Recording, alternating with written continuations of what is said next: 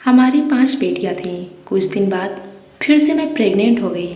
मेरा पति दुबई जाने लगा तो उसने कहा कि अगर इस बार बेटी हुई तो उसे जिंदा दफन कर देना और अगर बेटा हुआ तो रख लेना।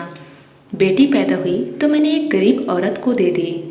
18 साल बाद पति वापस आया तो उस गरीब औरत के साथ खूबसूरत लड़की को देखकर उस पर आशिक हो गया और उसी रात उस लड़की के साथ 5 बेटियों की माँ होना कोई मामूली बात नहीं होती। सबसे ज़्यादा मुश्किल तो तब पड़ती है जब पति बेटियों से नफरत करता है। पहली बेटी पैदा हुई तो ससुराल वालों ने झूठे मुँह से मुबारकबाद दी थी, मगर एक के बाद एक बेटियों की पैदाइश से ससुराल वालों ने मेरा जीना मुश्किल कर दिया था। शायद जिस गांव में मैं रहती थी वहाँ पर औरतों को सम्मान तभी दिया जाता है जब वो बेटियों के साथ बेटों की भी माँ बने। जब मेरे यहाँ चौथी बेटी पैदा हुई तो पति ने उस बेटी को देखना भी गवारा न किया और सास मुझे अस्पताल में अकेला छोड़कर वापस आ गई। जब तबीयत कुछ ठीक हुई तो मैं अपनी फूल सी बेटी को लेकर मैं खुद ही घर की तरफ बढ़ी। जब मैं अस्पताल से बाहर निकली तो एक गरीब बूढ़ी औरत बैठी थी। मुझे देखकर खुश हुई और बच्ची को मांगने लगी। मैंने बच्ची को दिया और कहने लगी, एक दिन तुम्हारा पति तुम्हें जरूर मानेगा। मैं थोड़ा सा मुस्कुराई। घर आते ही मुझ पर मुसीबत टूट पड़ी थी। पति ने मेरा स्वागत थप्पड़ मारकर किया था। सास ने मुझे मेरी बेटी को लेकर बिस्तर पर पटकने के अंदाज में रखा और कामों को मेरे हाथ में पकड़ा दिया। मेरी जेठानी जो 3 बेटों की माँ थी बात बात पर बेटों की माँ होने का रौब जमाया करती। मैं खामोशी से सब्र का घूंट पीती रही। जिंदगी गुजरने लगी। मेरी बच्चियों को बाप और दादी की मोहब्बत नहीं मिली। अक्सर मैं सोचा करती कि बेटियां भी तो भगवान की बनाई हुई होती हैं। सब कुछ भगवान के हाथ में होता है, जिसे चाहे बेटा दें, जिसे चाहे बेटी। तो फिर क्यों इतना कसूर एक औरत को ही ठहराया जाता है।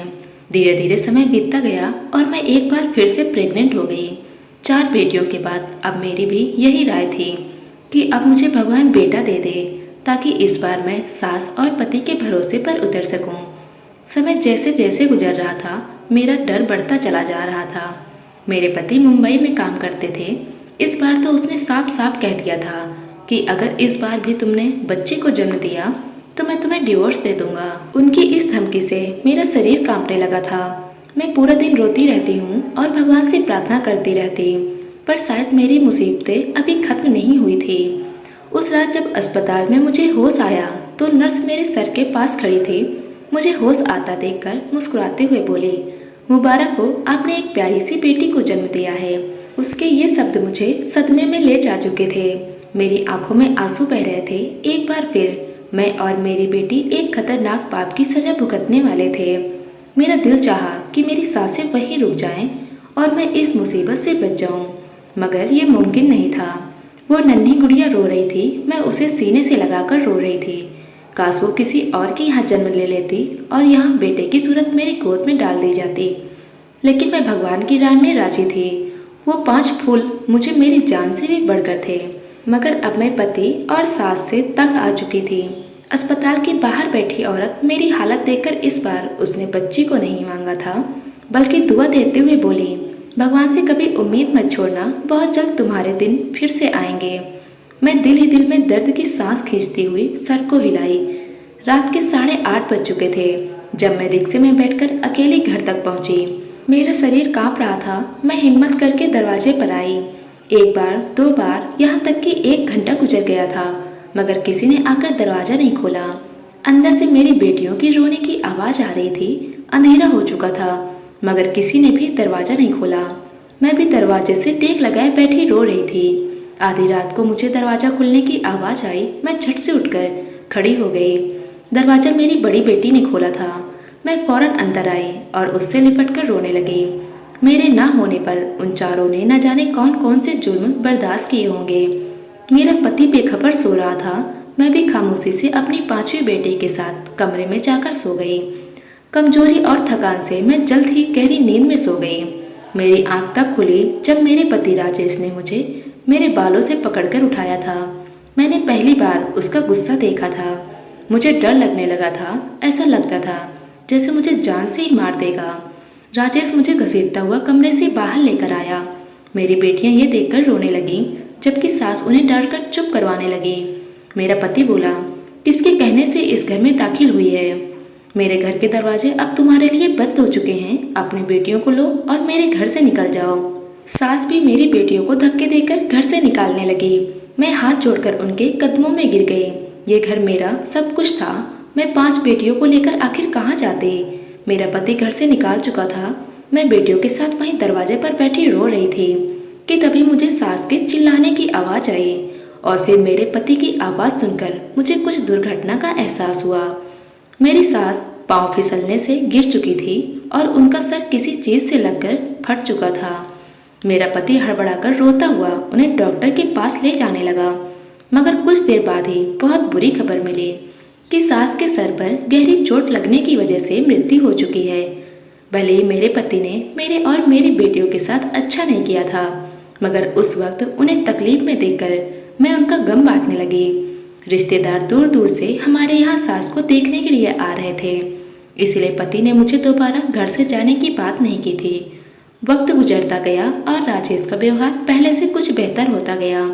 वो मुझे ज़रूरत पड़ने पर बात कर लिया करते थे और अपनी बेटियों को तो एक नज़र भी देखना गवारा न करते थे। मैंने नोट किया था कि वो अब दूसरी औरतों से ज़्यादा दिलचस्पी लेने लगे हैं। मेरे सर पर एक और खतरा गिर चुका था, कहीं वो बेटे की चाह में दूसरी शादी न कर लें।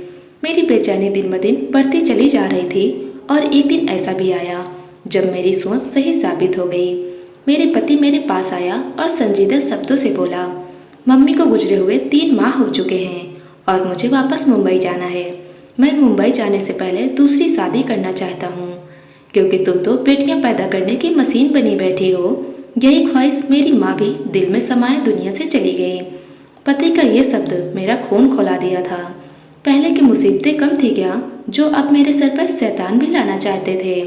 मैं उन्हें समझाने लगी, मगर वो उल्टा सोच रखने वाले इंसान मेरी बात कहाँ सुनते। उस रात मैं बहुत रोई। मुझे मेरी जिंदगी एक बोझ लगने लगी थी। मेरा दिल चाहा कि मैं खुद को इस दुनिया से आज़ाद कर लूं, मगर जब ख्याल अपनी बेटियों का आता तो फिर इस इरादे को भुला देती। सुबह हुई तो मेरा शरीर बुखार से तड़प रहा था। पहले तो पति ने ध्यान नहीं दिया, मगर जब मेरी तबीयत ज़्यादा बिगड़ने लगी तो मुझे डॉक्टर के पास ले गया। मुझे हैरानी तब हुई जब डॉक्टर ने कहा, आप माँ बनने वाली हैं। उसके ये शब्द मुझे कोई खुशी नहीं दे रहे थे, बल्कि उल्टा मेरी मुसीबतें बढ़ा रहे थे। मेरे पति को आज रात वापस मुंबई जाना था। जब उसने ये खबर सुनी तो खामोशी से मुझे घर ले आया। घर लाकर तेज आवाज़ से कहने लगा, अगर इस बार तुमने बेटा जन्म दिया तो ठीक, वरना अगर बेटी हुई तो मार देना या फिर जिंदा दफन कर देना, मगर इस घर में मत लाना। अगर मेरी बात के खिलाफ हुई तो तुम्हारी 5 बेटियों को ऐसी जगह भिजवा दूंगा जहाँ से तुम दोबारा कभी उनसे मिल नहीं पाओगी। पति की शर्त सुनकर मैं दंग रह गई। राजेश मुंबई चला गया था। मैं डर का शिकार हो चुकी थी। जैसे जैसे वक्त करीब आ रहा था, मेरा दिल धड़कता जा रहा था। मैं हर समय यही प्रार्थना करती कि इस बार मुझे बेटा मिल जाए। मेरे घर में एक और बेटी आने का मतलब था बाकी की 5 बेटियों से भी हाथ धो बैठना। नन्ही सी जान को किसी भी तरह मौत के घाट नहीं उतार सकती थी। समय पूरा हुआ और मैं भगवान से प्रार्थना करती अस्पताल में चली आई। मुझे इस बार बेटा ही चाहिए था, मगर भगवान को शायद कुछ और ही मंजूर था। एक बार फिर मैंने बेटी को जन्म दिया था। पति का बार बार आता फोन मैं काट दे रही थी। उसे क्या बताती कि आप छठी बेटी के बाप बन चुके हो। मेरे लिए यह बिल्कुल भी आसान नहीं था, मगर अब मैं दिल पर पत्थर रखकर फैसला कर चुकी थी। मैं इस बेटी को अपने साथ नहीं लेकर जाऊंगी। मैं इस मासूम बच्ची को मारने का सोच भी नहीं सकती थी और ना ही उसे जिंदा दफन कर सकती थी। मुझे कोई बीच का रास्ता निकालना था और ये काम शायद मेरे लिए दुनिया का सबसे मुश्किल काम था। मैं अस्पताल से बाहर निकली, सामने वही गरीब औरत बैठी थी। ना जाने उस वक्त मैंने दिमाग में क्या सोचा। मैंने उस गरीब औरत को अपने साथ ले लिया और अस्पताल से हटकर दूसरी जगह पर चली आई। वो औरत हैरत में थी, मगर जो बात मैंने उससे कही उसे सुनकर वो एकटक मुझे देखने लगी। कुछ देर खामोश रहने के बाद उसने हाँ में सर हिलाया और मेरी बेटी को मेरी गोद से उठा लिया। मेरा दिल उस वक्त 2 टुकड़ों में बट गया था। एक माँ के लिए अपने बच्चों को खुद से जुदा करना बिल्कुल आसान नहीं होता है। मैं दिल पर पत्थर रखकर घर की तरफ वापस आ गई। घर पहुँचते ही राजेश का फोन आया। शायद वो मेरे जवाब का इंतजार कर रहा था। मैंने डरते हुए उसे बताया कि मैंने एक बेटी को जन्म दिया है। राजेश उसके जवाब में कुछ न बोला और कुछ देर बाद वो कॉल कट चुका था। वक्त गुजरता गया और राजेश को गए 3 साल बीत गए। इस दौरान वो एक बार भी वापस नहीं आया और ना ही मुझसे कभी बात करने की कोशिश की थी। हर महीने पैसे जरूर भिजवा दिया करते थे, जिससे मेरा और मेरी 6 बेटियों का गुजारा हुआ करता था। मुझे दोबारा वो गरीब औरत कहीं नजर नहीं आई और मेरी 5 बेटियां मेरे पास मौजूद थी, मगर मुझे रह रहकर उस बच्ची की याद सताती रहती थी, जिसे मैं 3 साल पहले एक गरीब औरत को दे दिया था। अब तो लोग तरह तरह की बातें करने लगे थे। कुछ का कहना था कि राजेश मुंबई में किसी दूसरी लड़की से शादी कर ली है और मेरा भांजा बता रहा था कि राजेश की दूसरी पत्नी से बेटा पैदा हुआ है। इन लोगों की बातों ने मुझे हैरान कर दिया था। मैं जब भी पति को कॉल करती वो मेरा फ़ोन नहीं उठाते थे। अब तो उन्होंने पैसे भेजना भी बंद कर दिया था। अब भीख मांगने की नौबत आ चुकी थी। जब घर में पूरे खाने पीने की चीज़ खत्म हो गई थी तो मैं खुद का काम करने का फैसला किया। जहाँ भी काम मांगने जाती तो लोग मेरा मजाक उड़ाते कि पति मुंबई में लाखों कमा रहा है और पत्नी घरों में नौकरी ढूंढ रही है। पति का इंतजार करते करते 18 साल बीत गए। मैंने अपनी 3 बेटियों की शादी कर दी थी। 18 सालों में मैं झाड़ू पोछा करके अपनी बच्चियों को पाल पोस कर बड़ा किया था, जबकि पति ने इस दौरान एक बार भी पलटकर नहीं देखा था। सोमवार का दिन था जब मैं भगवान की पूजा कर रही थी। अचानक दरवाजे पर दस्तक हुई। जब मैंने दरवाजा खोला तो एक पल के लिए मैं सदमे में चली गई। मेरा पति राजेश 18 साल बाद मेरे सामने खड़ा था। मुझे देखकर हल्का सा मुस्कुराया और अंदर आ गया। उसने घर आते ही मुझसे बिना कुछ बात किए सिर्फ इतना कहा, अब मैं हमेशा हमेशा के लिए वापस आ चुका हूँ और अब सारा कारोबार यहीं करूँगा। मुझे तो हैरत तब हुई जब उसने कहा कि वो पिछले 2 महीनों से यहीं पर आया हुआ था। मैं खामोशी से उसकी बातें सुन रही थी। वो अपने बैग से कपड़े निकालकर फ्रेश होने चला गया। 18 सालों में मुझे राजेश के बिना जीने की आदत हो चुकी थी, मगर तकलीफ तो तब हुई जब उसने आकर एक बार भी अपनी बेटियों के बारे में नहीं पूछा और ना ही मुझे ये पूछा कि इन 18 सालों में मैं कैसे अपना और उनका पेट भर रही हूँ। शायद यहाँ भी मुझे ही सब्र करना था। राजेश बाहर निकला और कुछ ऐसा शब्द बोला जिसे सुनकर मेरी सांस रुक गई। वो कहने लगा कि वो इसी शहर में एक लड़की को पसंद कर चुका है। उसका नाम पूजा है और अगले सोमवार को इस पूजा के साथ विवाह है। वो मुझे बताकर दोबारा घर से जा चुका था। मैं उसे जाता देखती रह गई। क्या कोई इस हद तक भी लापरवाह हो सकता है? उसकी बेटियां उसकी मोहब्बत के लिए तरस रही थी, मगर उसे कोई परवाह नहीं थी। सोमवार का दिन भी आ चुका था। घर को दुल्हन की तरह सजा दिया गया था। मेरी बेटियां खामोशी से एक कमरे में छुपकर बैठ गईं। उन्हें इस शादी में कोई दिलचस्पी नहीं थी। राजेश बहुत खुश था। मुझे बताने लगा कि पूजा अपनी माँ के साथ यहीं आ रही है और यहीं पर उसका विवाह होगा और फिर अगले ही हफ्ते मैं पूजा के साथ वापस मुंबई चला जाऊंगा। मेरा सब्र अब खत्म हो चुका था, लेकिन मेरा चुप रहना ही मेरा बेहतरीन जवाब था। मैं खामोशी से इस महफिल से दूर जाकर अपने हमेशा के कामों में लग गई। मैं बहुत मुश्किल से अपने आंसू रोक रही थी। दोनों माँ बेटी हमारे घर में आ चुकी थी। विवाह शुरू होने में कुछ ही देर बाकी था। जब राजेश ने मुझे ठंडा पानी लाने को कहा, मैं खामोशी से सर झुकाकर जब उसके कमरे में गई तो वो लड़की सामने बैठी थी जिससे राजेश का विवाह होने वाला था। उसे देखकर मेरे पैरों तले से जमीन निकल गई थी। उस लड़की की उम्र 17-18 साल थी, जो अपनी नज़रों से बार बार मुझे देख रही थी, जबकि वहीं दूसरी तरफ मेरा पति उस लड़की की माँ को पैसे पकड़ाता हुआ न जाने क्या बातें कर रहा था। पैसों की भूख में आज एक औरत को मासूम लड़की का चेहरा नहीं दिख रहा था। तभी राजेश की कॉल आई और वो खामोशी से कमरे से निकल गया। मैं जब उस लड़की की माँ को देखा तो मुझे लगा कि मैंने इन्हें पहले भी कहीं देखा है, मगर कहाँ ये याद नहीं आ रहा था। वो औरत भी बार बार मुझे ही देख रही थी। मैं जल्दी से कमरे से बाहर निकल आई और अपने दिमाग पर जोर देने लगी। पंडित जी आ चुके थे। तभी मेरे दिमाग में ख्याल आया और मेरे होश उड़ गए। ये कैसी मुसीबत टूटने वाली थी। मेरा शरीर सुन्न होने लगा था। तब मैं बाहर निकली और जाकर पूजा की माँ को पकड़कर अपने सामने किया और मैं उसे देखकर बोली कि तुम वही औरत हो ना जिसे मैंने अपनी बेटी को दिया था। मेरी बात सुनकर वो हक्का बक्का रह गई थी और बोली, हाँ मैं वही औरत हूँ, लेकिन तुम कौन हो? राजेश सवाल भरी नज़रों से हमें देख रहा था। मैं गुस्से से बोली कि मैं वही औरत हूँ जिसने 18 साल पहले अपने इसी पति के डर से अपनी बेटी को तुम्हारे हवाले किया था। ये खबर किसी पाप की तरह गिरी थी। राजेश घबराया हुआ था।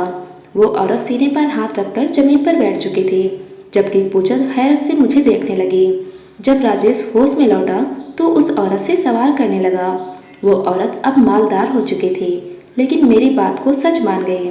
पूजा मेरी और राजेश की बेटी है। अगर एक पल भी देर हो जाती तो न जाने कौन सी मुसीबत टूट पड़ती।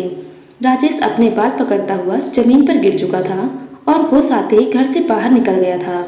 उसकी बेटियों से नफरत थी, मगर जो पाप करने जा रहा था वो बहुत बड़ा था। पूजा जमीन पर बैठी रो रही थी और मैं बेबसी से उसे रोता देखकर उसे सीने से लगाकर रोने लगी। राजेश को घर से गए काफ़ी देर हो चुका था। 2 दिन गुजर गए थे और फिर दरवाजे पर एम्बुलेंस आई, जिससे राजेश को उतारकर घर लाया गया। उसका 2 दिन पहले एक्सीडेंट हुआ था। उसकी एक टांग टूट चुकी थी, उसकी जुबान दांतों में आकर कट चुकी थी। वो अब बोल नहीं सकता था। जैसे पिता मेरी बच्चियों का बाप था, बेटियां कहाँ बाप को तकलीफ में देख सकती हैं। जब जब मेरी बेटियां राजेश की सेवा करती वो नज़र झुकाकर रोने लगता था। पूजा से सामने दोबारा कभी नजरें नहीं मिलाया था और ना ही पूजा कभी राजेश के सामने जाना चाहती थी। कुछ दिनों के बाद राजेश ने अपना सारा धन अपनी 6 बेटियों के नाम कर दिया और अपनी बेटियों से माफ़ी मांगने लगा। अब हम सब एक साथ बहुत खुश रहते हैं। दोस्तों, उम्मीद करते हैं आज की कहानी आपको पसंद आई होगी। अगर पसंद आई है तो वीडियो को लाइक कर लें, चैनल पर नए हो तो चैनल को सब्सक्राइब कर लें। धन्यवाद दोस्तों।